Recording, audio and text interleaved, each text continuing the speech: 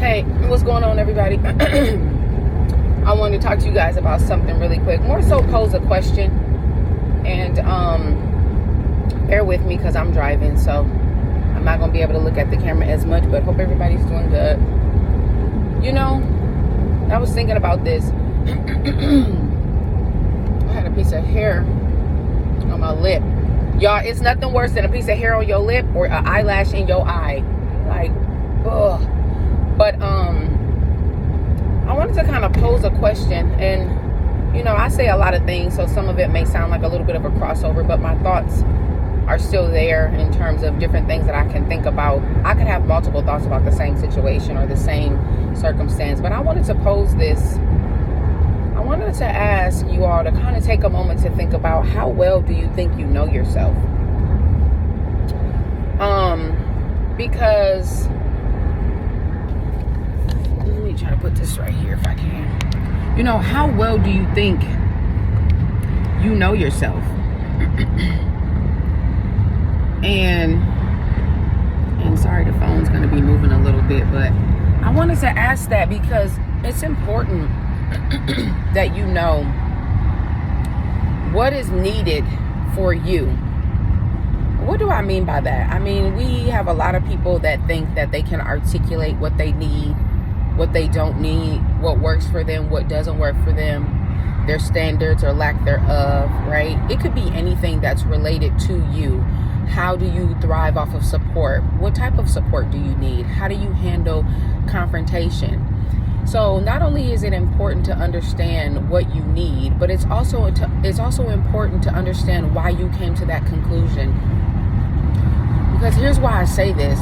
We don't really realize, and when I say that, obviously I'm saying that loosely, but we don't really realize how much of what we think we know about ourselves is shaped by so many things.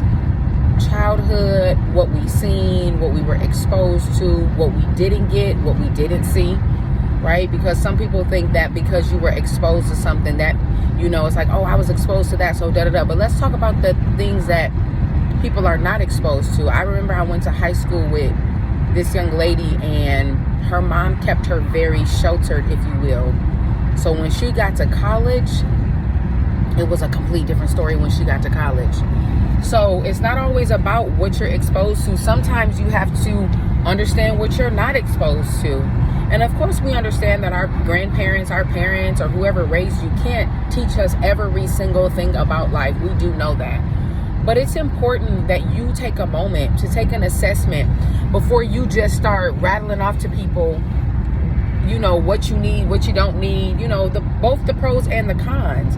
But ask yourself, where did I get that from? Is that really me? Why do I handle situations the way that I do? Why do I think the way that I do? Why do I process the way that I do, right? You can't just tell people things without taking a second to do like an assessment on yourself, right? To kind of really say, is this really true? Am I affectionate? Am I not? And then once you answer that, go a step further and ask, where did I draw that conclusion from? You know, oh, I don't like certain things. Where did I draw that conclusion from? Do you know that even down to different foods that you eat is shaped by what was presented to you at a certain time in your life?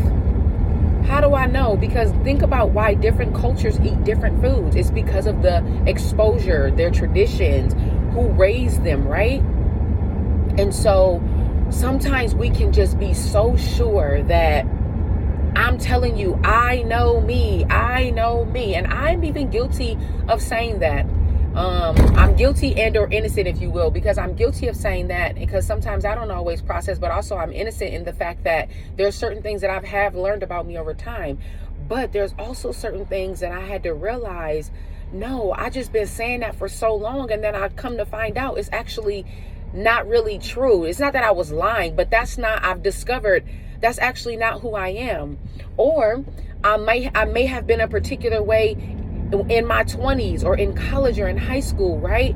But now as I'm exposed to more things in life, relationships, you know, difficulties, challenges, successes, growth, my perception may change. My mindset is not the same as it was 10 years ago. And so I hear, like when I counsel people, they're very quick to rattle off, I just know me and I know that I wouldn't da-da-da-da. And I say, while that can be a good thing, always keep a healthy balance. Because I'm going to tell you guys another secret that you probably already know. You ever been in a situation to where you can give somebody advice, but you won't take your same advice? Or you've ever been in a situation to where you see something happening and you may not know the person personally, or even if you do, you may not speak on it, but internally you thinking, I would never do that, or I would never say that, or I would never put up with that, or it couldn't be me. They better than me. Ain't no way.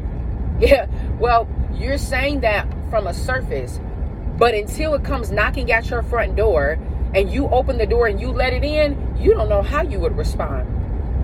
And then there's a lot of things that I do with like certain scenarios with victims and, people on the outside looking in. Hypothetically, oh, when they broke into the house, why didn't you do this? Or, oh, when this person violated you, why didn't you fight back? It's easy to say until you're in the situation. But that does not mean the person is less than or weak or lack strength or, are goofy because they couldn't defend themselves. It's not that. And so one of the things you can do is just keep an open mind about being so dedicated to knowing who you are. Now, this is a different video because obviously it's okay that there is some areas in your life where you like, no, listen, I know what I know concerning me. That's amazing. That is amazing. So we're not talking about that because there is a posture to where you should know who you are. You should know your value. And I'm going to do a follow-up about that. So I'm not saying that. But I'm saying the areas where you cease from learning or cease from allowing someone or a circumstance to give you a different perspective about yourself, or you realize that there's certain characteristics and personalities about yourself that you said, I've been saying this for so long, I just adopted it. This is not even really me. I haven't even taken the time to explore. Is this me? I was talking to somebody, this was a while ago, and they was saying something like, I don't like to go to the beach because I have sensitive feet and da-da-da-da. But you know what the reality of it was? The reality of it is they never really traveled like that. They never really were exposed to certain things. So instead of just saying, I'm embarrassed to say that I've actually never been to the beach, I'm going off of something that I may have thought I went to as a kid. But if I'm really honest about it, as an adult, I ain't had my feet in the sand. Maybe a sandbox, if that. So therefore, they put up this persona, or they put up this notion about themselves, which then ironically can push other people away or cause other people to see a particular thing, or maybe say, wow, we don't gel. So if you don't like to travel and you don't like to go to the beach, that person may take the stance, not even in a negative way, and just say, oh, well, I guess I'm never going to invite you to the beach. Or if we try to do any type of activity, then, I'm already kind of like, I don't know how we're going to gel with that because you already talking about what you're not going to do. But see, the reality of it is, they didn't have that exposure, and they were embarrassed to be able to admit as a grown male or what have you that they didn't have that experience. So therefore, it was another example that this same individual said, and I thought that it was the craziest thing. This same individual said, I really don't care about, traveling. I'm good just staying where I am and preaching where I'm at, and I don't have to travel all over. And I was thinking to myself, okay, well, first of all, if you're called to something, God is not going to put a limitation on you to where he only wants the same people to hear you Sunday after Sunday. If according to you, your voice is supposed to impact many thousands. Well, if we do the math and we take the census, thousands of people don't come through your church. So how do you think that's going to happen? And you're not online. So, but the reality of it is, pardon me. But see, the reality of the situation was they only said that because you're not getting calls to travel. Now, I don't know why. Y'all, we be trying to blame everything on the devil. Now, I don't know why I just had a coughing spell right now. Sorry, y'all. But the reality of it is they were saying that out of a defense because they probably felt deficient, or they probably didn't feel as worthy, or whatever word a person wants to put there, because you actually weren't traveling. You're actually not being called. People don't call you for speaking engagements. And that is a side note of why. That doesn't even matter. But see, they put up this posture and they created this narrative that's just simply not true. Whether it was to protect themselves, whether because they felt embarrassed, it doesn't matter. But you have to be careful. And watch this. This is not even just for people who really don't know you like that. This is actually very vital and important to people in your inner circle. Don't just be so stuck on who you are and this is how I function and I'm telling you this is what I need and da da da da. It's okay to be open to different changes and different scenarios, because somebody can introduce you to something or expose you to something that you didn't even know that you may adapt to, that you may enjoy, or that you may say, wow, I'm gonna add this to my tools of things that I like or things that I've experienced, you know? And you know, they have that saying where, you know, everybody should experience something at least once. You know? And of course we understand we're not talking about like everybody should experience shooting a person once. We're not talking about that. But I just want to encourage you to not just be so stuck, especially when you get to that place where society calls it you're stuck in your ways. Even if you get, because you know they say once you get over a certain age, you become comfortable, you become stuck into how you do things, your formula of life and da da da da. There ain't nothing wrong with that. But don't be resistant to welcome new things, new experiences, new ways of thinking, because the Bible says that we get weaker but wiser. So while you may be in a place to where you know what you know, there's still the potential of somebody, being out there that you may come in contact with, whether it's somebody at work, whether it's your children, you know, or your grandchildren, that can expose you to something that you can find that will benefit your life.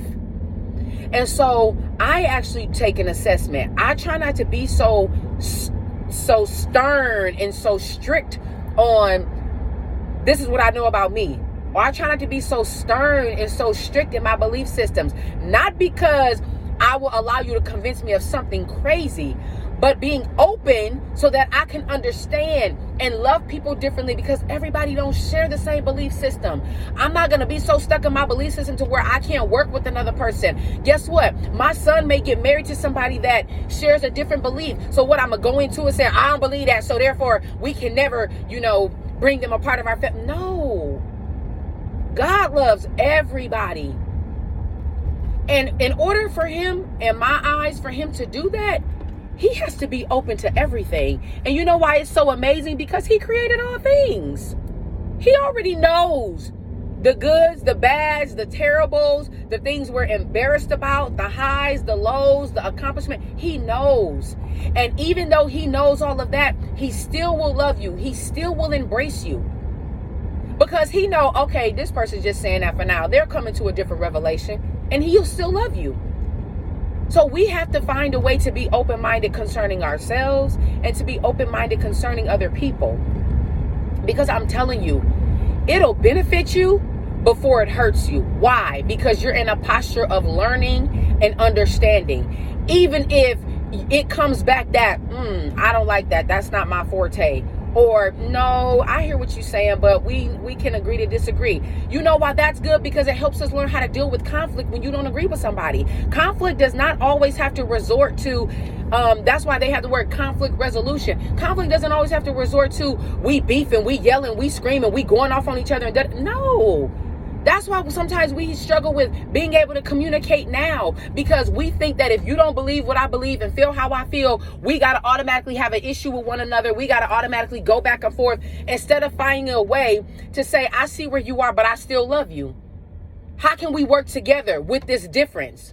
How can we work together and you feel this way and I feel that way? But instead we allow conflict to draw us and to draw us apart, to separate us, right? And we got to get away from that, because I'm telling you, it's nothing more peaceful than operating in love.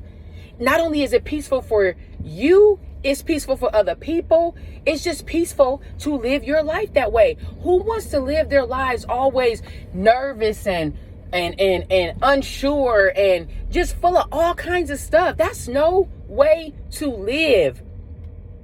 Your brain is so occupied with all kinds of stuff, you don't even know how to, maneuver or do XYZ because you're so full of anxiety because of your thoughts. Because there's no balance in your thoughts. So, be encouraged because it's possible, y'all. Start walking in love. And I know we always say stuff like treat people the way we want to be treated, but y'all, we don't do that. We don't do that at all. We don't show grace to one another. We don't show love to one another. We don't show affection to one another. Everything that we do is conditional. And again, separate video. I'm not saying that it's okay to have, it's not okay to have a standard and let people just walk all over you and still, take it. That's not what I'm saying. So that's a separate video. But for right now, focus on what I'm saying. Love y'all. Guess what? We gonna talk soon.